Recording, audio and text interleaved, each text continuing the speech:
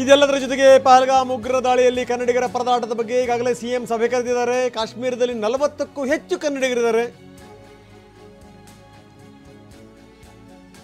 ಅವರೆಲ್ಲರಿಗೂ ಕೂಡ ಸಿದ್ದರಾಮಯ್ಯ ಧೈರ್ಯ ಹೇಳಿದ್ದಾರೆ. ಜೊತೆಗೆ ಮೃತ ಮಂಜುನಾಥ್ ಸಂಬಂಧಿಕರ ಜೊತೆಗೂ ಕೂಡ ಸಿದ್ದರಾಮಯ್ಯನವರು ಮಾತನಾಡಿದ್ದಾರೆ. ಮೃತ ಭೂಷಣ್ ಅವರ ಪತ್ನಿ ಜೊತೆಗೂ ಕೂಡ ಸಿದ್ದರಾಮಯ್ಯ ಮಾತನಾಡಿದ್ದಾರೆ. ಫೋನ್ ಮಾಡಿ ಧೈರ್ಯ ಹೇಳಿದ್ದಾರೆ.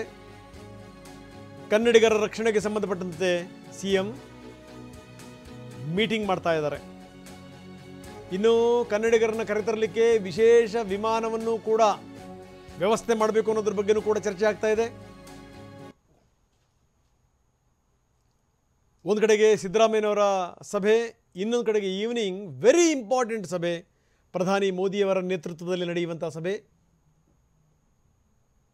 ರಕ್ಷಣೆಯ ವಿಚಾರಕ್ಕೆ ಸಂಬಂಧಪಟ್ಟಂಗೆ, ಮುಂದೆ ಇಡುವಂಥ ಹೆಜ್ಜೆಯ ವಿಚಾರಕ್ಕೆ ಸಂಬಂಧಪಟ್ಟಂಗೆ, ಸಾಧಕ ಬಾಧಕಗಳ ಬಗ್ಗೆ ಸುದೀರ್ಘವಾಗಿ ಇವತ್ತು ಸಂಜೆ ಚರ್ಚೆ ಆಗುತ್ತೆ. ಅಮಿತ್ ಶಾ ಕೂಡ ಸಭೆಯಲ್ಲಿರ್ತಾರೆ, ರಾಜನಾಥ್ ಸಿಂಗ್ ಸಭೆಯಲ್ಲಿರ್ತಾರೆ, ಜೊತೆಗೆ ಹಿರಿಯ ನಾಯಕರುಗಳು ಕೂಡ ಸಭೆಯಲ್ಲಿರ್ತಾರೆ. ಬಹಳಷ್ಟು ಆಕ್ಟಿವಿಟಿಗಳು ನಡೀತಾ ಇದೆ. ಕನ್ನಡಿಗರನ್ನ ಕರೆತರಲಿಕ್ಕೆ ವಿಶೇಷ ವಿಮಾನದ ವ್ಯವಸ್ಥೆ ಮಾಡ್ತೀವಿ ಎನ್ನುವಂಥ ಮಾತನ್ನು ಸರ್ಕಾರ ಹೇಳ್ತಾ ಇದೆ. ಯಾರೂ ಕೂಡ ಆತಂಕ ಪಡುವಂಥ ಅಗತ್ಯ ಇಲ್ಲ. ಇದು ಸಿದ್ದರಾಮಯ್ಯನವರ ಮಾತು. ಯಾವುದೇ ಕಾರಣಕ್ಕೂ ಭಯ ಪಡಬೇಡಿ. ಕಾಶ್ಮೀರದಲ್ಲಿ 40ಕ್ಕಿಂತ ಹೆಚ್ಚು ಜನ ಕನ್ನಡಿಗರಿದ್ದಾರೆ. ನಾವೆಲ್ಲರಿಗೂ ಕೂಡ ವ್ಯವಸ್ಥೆ ಮಾಡಿದ್ದೀವಿ. ಯಾರೂ ಹೆದರ್ಕೋಬೇಡಿ. ಜೊತೆಗೆ ಯಾರು ಬಲಿಯಾದರಲ್ಲ ಅವರ ಪತ್ನಿ ಜೊತೆಗೂ ಕೂಡ ಸಿದ್ದರಾಮಯ್ಯ ಮಾತಾಡಿದ್ದಾರೆ. ಅವರಿಗೆ ಸಾಂತ್ವನ ಹೇಳಿದ್ದಾರೆ, ಧೈರ್ಯ ಹೇಳಿದ್ದಾರೆ. ಮಂಜುನಾಥ್ ಅವರ ಪತ್ನಿ ಜೊತೆಗೂ ಕೂಡ ಮಾತಾಡಿದ್ದಾರೆ.